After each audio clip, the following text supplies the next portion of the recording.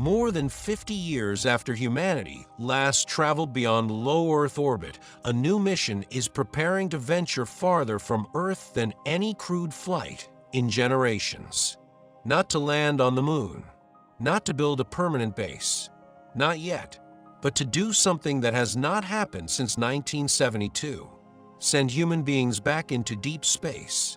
This mission is called Artemis II, the first crewed mission of the Artemis program, a journey that will carry astronauts thousands of kilometers beyond Earth, around the moon, and back home again. On the surface, the mission appears straightforward.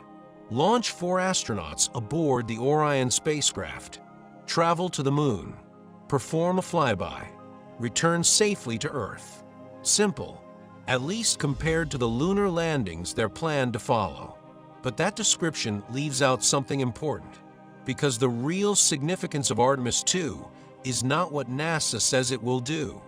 It is what the mission is actually testing, and why those tests may determine the future of human exploration for decades to come. To understand that, it helps to remember how unusual Artemis II really is. For most of human history, every person who ever lived remained on Earth.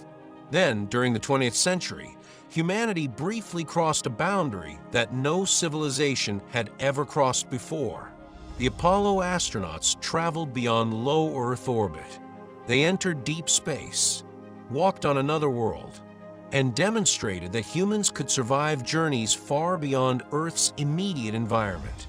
Then something unexpected happened. We stopped.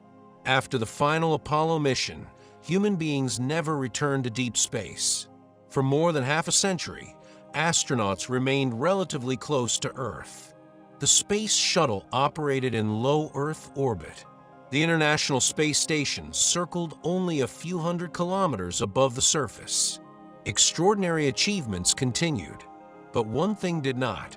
Humanity never again ventured into the vast region between Earth and the Moon.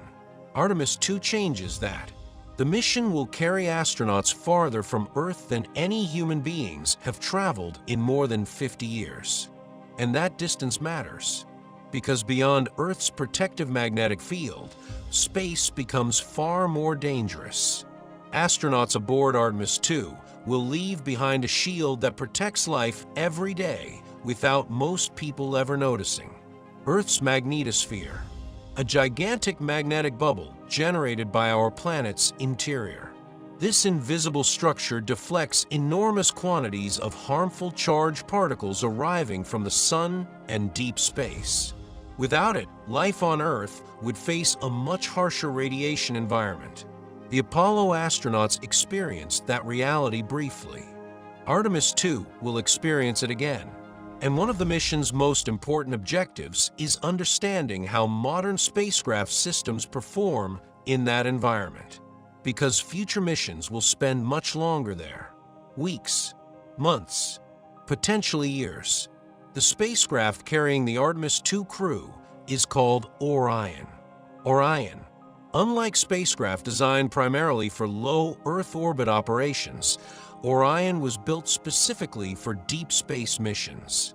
Its life support systems, navigation systems, communications, radiation monitoring equipment, all must function reliably far from Earth.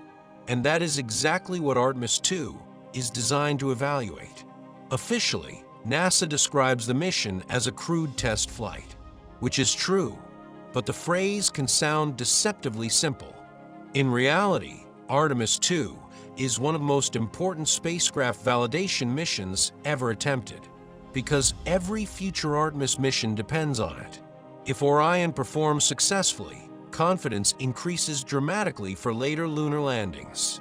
If significant problems emerge, entire mission timelines could change. And history suggests that deep space exploration rarely unfolds exactly as expected. Spacecraft behave differently in real environments than they do in simulations. Hardware encounters unexpected stresses.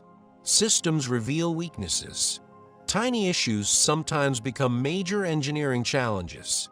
That is precisely why Artemis II exists. Not because NASA expects failure, but because deep space has a way of exposing assumptions. And there is another reason this mission matters. A reason often overshadowed by discussions about rockets and spacecraft: human beings themselves.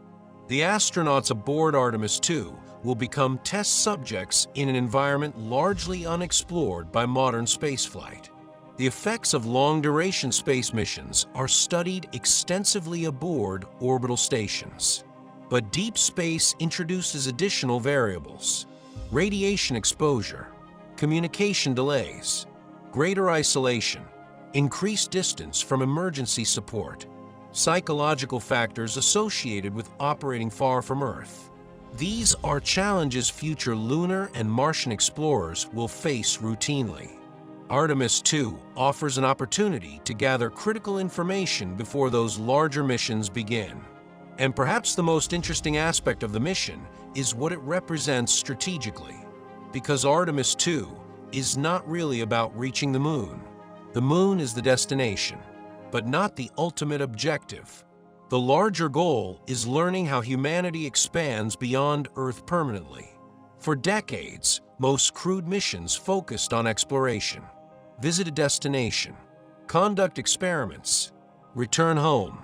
The Artemis program aims for something different: sustained presence, repeated missions, long-term infrastructure, habitats, surface operations, eventually entire systems supporting continuous activity beyond Earth.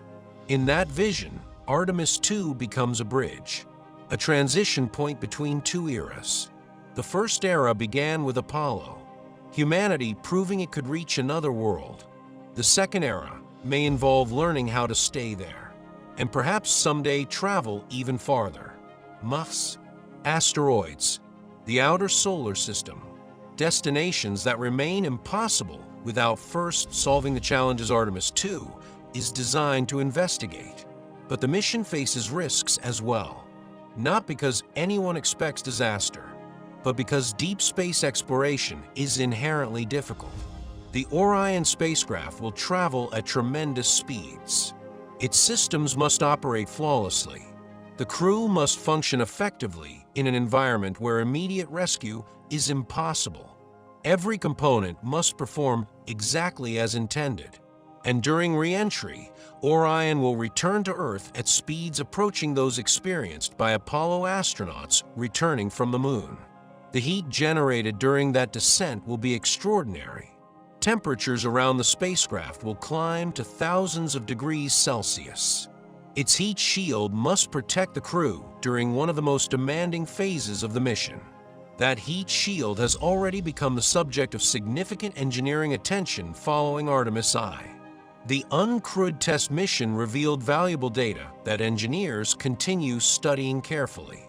Artemis II therefore represents not only a test of spacecraft systems, but also a test of lessons learned.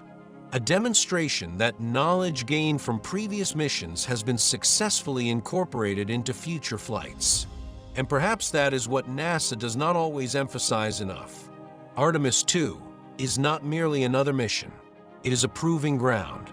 A mission designed to answer dozens of questions before humanity attempts even more ambitious journeys. Questions about spacecraft reliability, human performance, deep space operations, radiation, navigation, communications, and long-term exploration strategy. Because reaching the moon again is only part of the challenge. The larger challenge is building the capability to go beyond it, to create systems that function not once, but repeatedly. Not for days, but for generations. And somewhere above Earth, when Artemis II finally leaves the safety of our planet's magnetic shield, for astronauts will cross a boundary that no human being has crossed in more than half a century. A boundary separating Earth from deep space. A region where every successful system check, every maneuver, every hour of survival will help determine what comes next. Because Artemis II is not simply a mission to the moon. It is humanity testing whether it is truly ready to become a deep space civilization once again.